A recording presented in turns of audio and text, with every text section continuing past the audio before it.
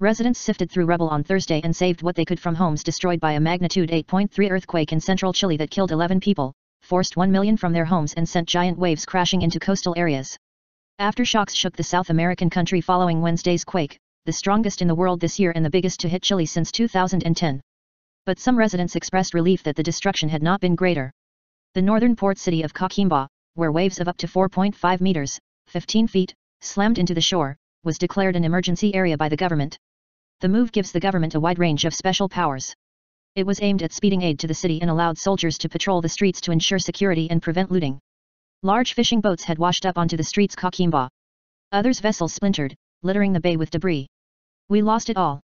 It was horrible," said 79-year-old Hilda Zambra, whose home in Tongoy, a beach town some 40 kilometers, 25 miles, south of Coquimbo, was destroyed by surging waters. "I don't know how I got out of there," she said as a shipment of Red Cross aid arrived in the normally quiet tourist destination and soldiers helped clear streets of debris. "It was dark. I jumped into some stranger's pickup truck. We left with what we had on our backs." The homes of 610 people were so damaged that they were unable to return by late Thursday afternoon, according to government data. Some 179 homes were destroyed, 87,600 remained without electricity and 9,000 without clean water. The government had ordered evacuations from coastal areas after the earthquake hit, seeking to avoid a repeat of a quake disaster in 2010 when authorities were slow to warn of a tsunami and hundreds were killed.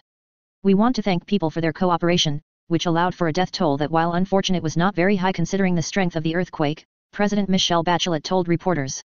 The latest quake also knocked out power in the worst-hit areas of central Chile, although most buildings, roads, and ports held up well. The quake was felt as far away as Buenos Aires in Argentina. Bachelet, who said her government learned a series of lessons from previous disasters, began a tour of damaged areas in the town of La Serena, near Coquimbo. Chile is the world's top copper producer and operations were suspended at 2 big copper mines as a precaution, sending prices on the London Metal Exchange CMCU 3 to 2-month highs and early Asian trading on concern over disruptions to supplies. Prices later dipped as concerns about long-term disruption subsided. State copper miner Codelco Codel.ul said on Thursday morning it had restarted operations at its open pit Andina mine and its Ventanas smelter. London-listed Antofagasta plc, ANTOL, said it was inspecting installations at its flagship Los Pelambres copper mine and expected to gradually resume operations during the afternoon. Los Pelambres is the closest major mine to the quake epicenter. Chile's state oil company ENAP.ul also reported that its 2 oil refineries were operating normally after earlier disruptions and that fuel stocks were safe. Clearing rubble. Tsunami alerts were issued after Wednesday's quake across the Pacific, from parts of California to Japan and French Polynesia, although waves were generally expected to be small.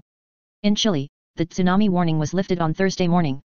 One port used for exporting copper and other natural resources was completely shut down on Thursday and 3 others closed for smaller vessels, suggesting trade flows might be interrupted. In Illapel, some businesses began opening and heavy machinery moved in to start clearing up the rubble. Quake-prone Chile has strict building regulations so newer buildings are able to withstand even strong quakes.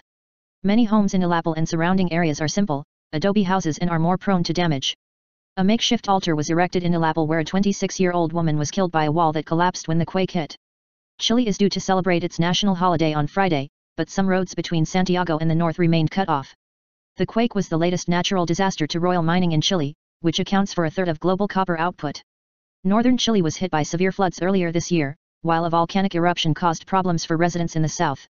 Chile runs along a highly seismic and volcanic zone where tectonic plates meet and often experiences earthquakes. In 2014, an 8.2 magnitude quake struck near the northern city of Iquique. In 2010, an 8.8 magnitude earthquake in central southern Chile triggered a massive tsunami, and more than 500 people were killed. In the hours after that quake, President Bachelet and her government misjudged the extent of damage and declined offers of international aid, delaying the flow of assistance to disaster areas. Bachelet's government was also slow to prevent looting after the quake. Its failings hit her high approval ratings at the end of her presidential term, although she remained popular and was elected again in 2013.